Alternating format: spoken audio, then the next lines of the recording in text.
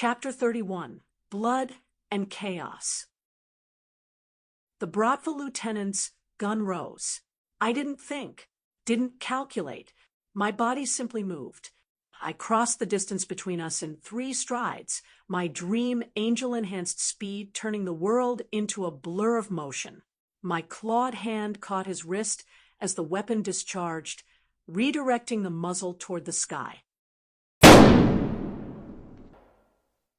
The shot cracked through the winter air like breaking ice. Then hell erupted. Penguin's coalition opened fire from 4 positions around the pavilion. Muzzle flashes strobed in the darkness. The crowd's collective gasp transformed into screams. 300 people surged in every direction at once, a human stampede driven by pure terror. Everyone down. I roared, driving my knee into the Bratva lieutenant's solar plexus. He folded, and I stripped the weapon from his grip before slamming my anesthetic-coated claws across his neck. He dropped like a puppet with cut strings. A Moroni enforcer swung a shotgun toward a cluster of fleeing families. I dove, my armored shoulder catching him in the ribs. We crashed through a vendor's cart in an explosion of roasted chestnuts. His shotgun discharged into the snow. I raked my claws across his exposed forearm, felt the anesthetic take hold, and was already rolling away before he collapsed. Bullets pinged off my armor's composite plating.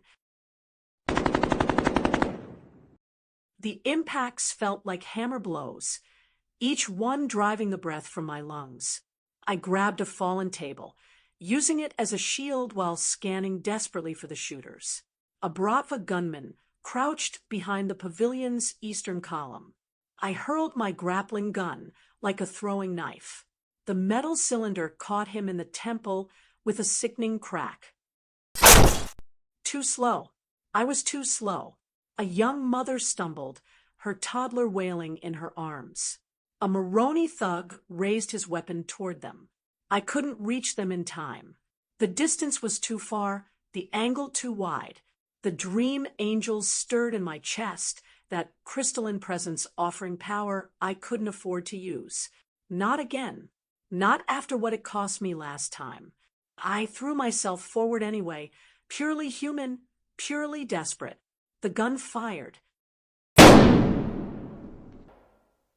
I wasn't fast enough, but Dick Grayson was.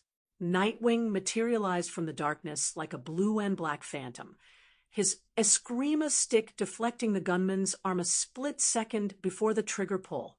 The bullet went wide.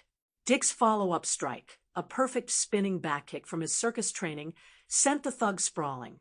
"You're welcome," Dick shouted over the chaos, already moving toward the next threat.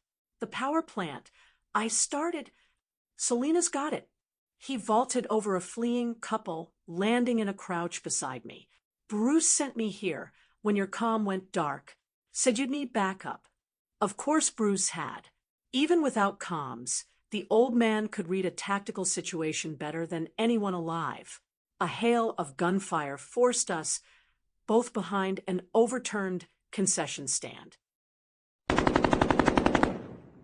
Dick's jaw was set, his brown eyes scanning the pavilion with professional focus. 12 hostiles, he said calmly. Bratva on the east, Moroni on the west. Penguin's ringmaster coordinating from the tree line. "The Joker?" I asked, already knowing the answer.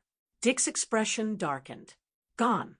Took Shrek and the Ice Princess up the stage's back stairwell during the first volley. Of course he did. The Joker had orchestrated this entire nightmare just to create a 30-second window for his escape. And I'd let him. I'd chosen the civilians over the target, exactly as he'd known I would. The hero's dilemma. Save the innocent, lose the villain. We need to clear these people out, I said, pushing down the bitter taste of being outmaneuvered. "Gordon, 5 minutes, maybe 4. Too long." The gunfire was intensifying, Penguin's men growing bolder as they realized the only resistance was two vigilantes in body armor. I could see the ringmaster in his red coat gesturing commands, repositioning his forces to box us in. My ribs ached where bullets had struck my armor. My shoulder throbbed from the earlier tackle, and beneath it all, the dream angels whispered seductively about power, about rewriting this nightmare into something safer. No, I'd made a promise to Bruce. I'd fight human even if it killed me. Split up, I said to Dick. You take east, I'll take west. Drive them toward the center. Then we collapse on the ringmaster. That's a terrible plan, Dick said with a grim smile. I love it. We burst from cover simultaneously, moving in opposite directions. A Maroni soldier swung toward me with a tire iron. I ducked under his wild swing, my years of water polo training letting me read his center of gravity. My clawed uppercut caught him under the jaw. Anesthetic and blood. Another, then another. My body moved through the kata Bruce had drilled into me 10,000 times. Block, strike, disable. Keep moving. Never stay still. A bullet grazed my thigh, burning through a seam in my armor. I bit back a scream and kept moving, kept fighting, kept buying seconds for the civilians scrambling toward the park's exits. Across the pavilion, Dick was a whirlwind of acrobatic violence. He swung from a light pole, both feet connecting with a Bratva enforcer's chest, landed, rolled, came up with an eskrima stick in each hand. Two more hostiles dropped, but the ringmaster was retreating into the tree line, and I could see what he was really doing. This wasn't about killing us. It was about keeping us occupied, while the Joker escaped with Shrek. Sirens wailed in the distance. Commissioner Gordon's cavalry finally arriving. The ringmaster must have heard them too, because he raised his hand and whistled. Penguin's coalition forces began a coordinated retreat, fading into the winter darkness like smoke. I started after them, but my leg buckled. The bullet graze was deeper than I'd thought, blood soaking through my armor's red fabric. Dick caught my arm, steadying me. Let them go, he said. We won here, Renee. Look, I followed his gaze. The civilians were clear, streaming out of the park toward the arriving police vehicles. Scattered and terrified, but alive. All of them alive.